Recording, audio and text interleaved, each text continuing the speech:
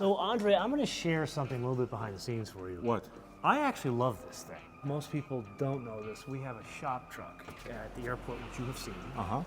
And what is it? It's a bright orange Tundra TRD Pro. I love it because it's kind of the proverbial, I would say cowboy Cadillac, but it's more like the Longhorn Lexus. Yes. And it's it's miles better than what the Tundra was before. And I would say the same thing here.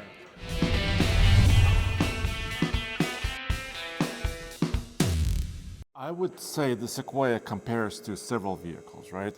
It has to be the new Expedition, Ford Expedition. It's the new Jeep Wagoneer, Grand Wagoneer. It's the Chevy Tahoe, the segment leading seller. And of course this, and the Nissan Armada. But is there anything in that segment that is literally this execution of hybrid, where it's an integrated starter generator motor? No. One of the biggest shortcomings, and I already know the comments are coming, we saw them in all the episodes, the battery, the placement of the battery. So it's above the rear axle. There's no other place to put it, right? I mean, you can see the frame. Check this out. So it's got a very, very thick, new, fully boxed frame. It is related to the Tundra because it's their new platform. The Tundra had, I think, a pretty strong frame even in the previous generation, but they redesigned it with their latest, welding techniques, and they wanted to make it stronger. So the previous Sequoia had independent rear suspension. Everybody moved towards independent rear suspension. Even the Tahoes, the Yukons, the Escalades went to independent rear, and they're doing it for a couple reasons. Slightly more compliant ride, and also you could lower the floor because you're lowering, this axle is not there, so you can lower the floor and have more people space up there. What would be 3 benefits of this, and what would be 3 detractions of this? Yeah, so there is a benefit to the rear solid axle. It's kind of towing stability, right? So all heavy-duty trucks have rear solid axles. All half-ton trucks have solid rear axles. Why? Well, it's really stability because this one has a hitch, right? It can tow in some configurations up to like 9,000 pounds. And one of the complaints I heard with the previous Sequoia, when you load it up with a trailer, it starts to wander a little bit. That independent suspension wasn't quite handling that much trailer. This is rock solid. If you ask me, how about towing the same trailer with this solid rear axle in the Sequoia versus like at the Tahoe or the rest of them, I would say I would go this way. But GM and others are getting better at their independent suspensions in the back. The coil springs in the independent suspension can be a little bit softer, right? So there's what a else little bit would of be sweat. a downside then? Of the independent suspension? Of doing this setup with a solid axle, what would be another downside? Packaging is one. Packaging is one, yes. Clearance up here, of course. But on the flip side, on the independent suspension Tahoes, their rear suspension arms are coming way down here. So they're cutting clearance over here, even though, and of course the pumpkin is so in the middle. you're stealing from Peter to pay Paul, basically. Kind of, yes. Then there's something interesting about these vehicles, which I found fascinating, but again, you're more of a truck guy. Toyota, it's like a cornucopia of damper options. Like there's the basic Toyota dampers, then there's Toyota TRD off-road dampers, then there's the Bilsteins, then there's the Fox on the TRD Pros. Yes, yes. Do other manufacturers have that many variations of dampers? Yes and no. But what I like about Toyota is that they do use name brand components. Other manufacturers like Ford, GM, they have unique packages, right? Off-road FX4 packages for Ford, but they use their own tuning. So it's homegrown, like the Toyota TRD dampers. Yeah, but this one, Toyota's worked with Bilstein here on this TRD off-road package. They work with Fox on the Pro Pack. I like that more. And then this. Well, that's the real thing. Aluminum, thick, strong. So they're kind of protecting a lot of these components, although the transmission is a little bit naked here, just hanging. But this is actually not the Pro. They do a Pro version. They do. Is it covered in the Pro? I don't know that for sure. We'll have to find out from Swears Yes, about I don't that. know that for sure. So now, is this unusual in this class to have this much plating? Like with the Tahoe, what is it they call the 71 something or other? There's a Z71, there's 84 GMCs. Not super unusual, but I like how beefy this is. What I don't like though is the ground clearance in the front. Look at that. You know what? Like, we should show them that because I think that's a big shortcoming. Yes. So this is a fascinating, let's say, build on this vehicle. It says on the back, TRD off-road. It does. And then it has this. Which is an aerodynamic device for increasing efficiency. So it's an off-road package, but with special wheels and tires, special shocks, skid plates, and then you're taking away clearance here, even though that rear axle could flex more, right? You're taking away clearance. So you're saying we can articulate in the back of this thing? We can because it's a solid axle, but More the clearance so with is. this than you would with the coils in the Chevy. You could. So that's one of the big advantages of it. Yes. Okay, and that's why it says off-road on the back of the vehicle. And also there's more. Okay, tell me more. This is a platinum TRD off-road. So the TRD off-road package, the off-road package of the Sequoia, can be applied to multiple trim levels, which is a little bit unique, right? When you get a Z71 Tahoe, that's it.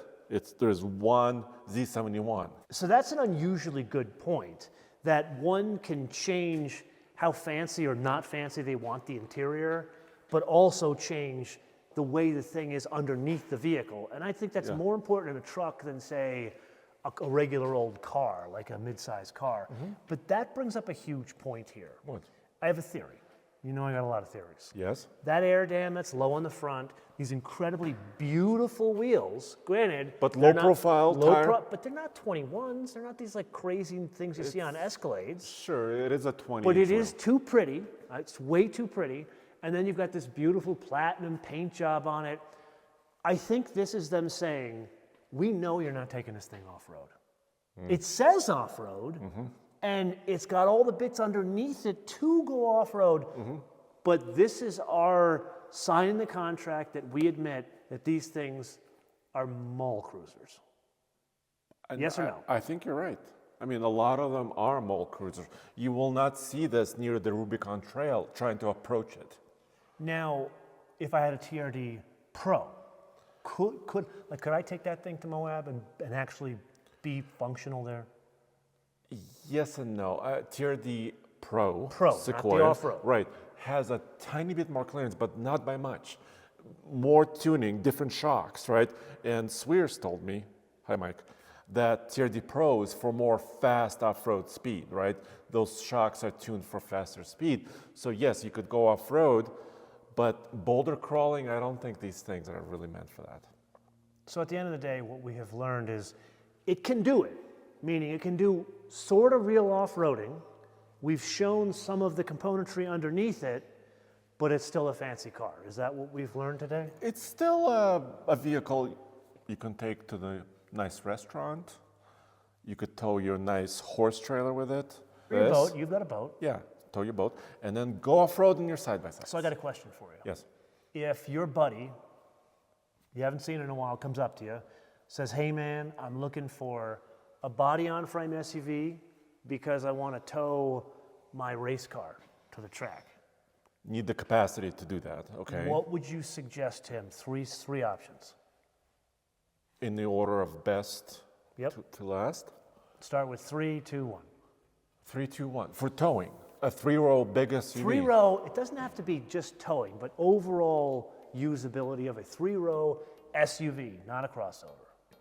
The only reason I bring up the towing is that's what makes it body on frame. It forces them to do body on frame. Yeah, and makes it a little bit more special from a 'Cause regular. this one is like 9,000 pounds of towing. Yeah. Which is pretty good. Yeah, it is.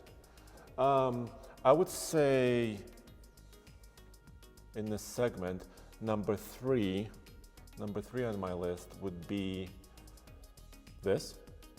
Number 3, wow. Yeah. Number two. Mike's already mad at you. Number 2 on my list would be the new Wagoneer, because the Wagoneer has slightly higher capacity in some of their models, up to 10,000 pounds of towing. And finally, number one on my list would be the Duramax diesel-powered Tahoe because of just fuel efficiency, and diesels are better for carrying trailers and hauling weight. So there. Okay, so on that note, you've heard from the man who literally is the truck expert, also the editor of TFL Truck, probably Yes. one of the founders of TFL Truck, if I Yeah, remember one of correctly. the original Yeah, founders of you're the TFL OG Truck, guy. which is 12 years old approximately.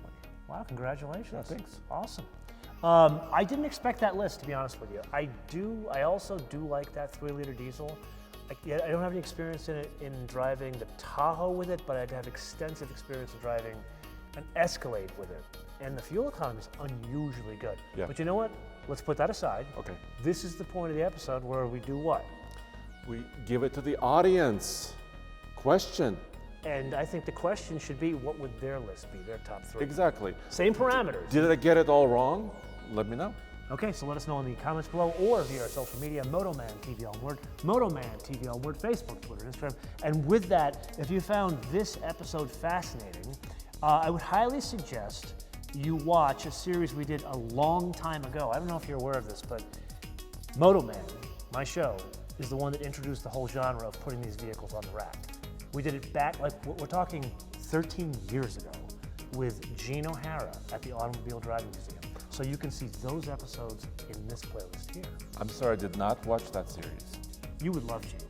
He was, like, I'm going off a little bit of a tangent here, but Gene, he's still alive. He just doesn't do it anymore.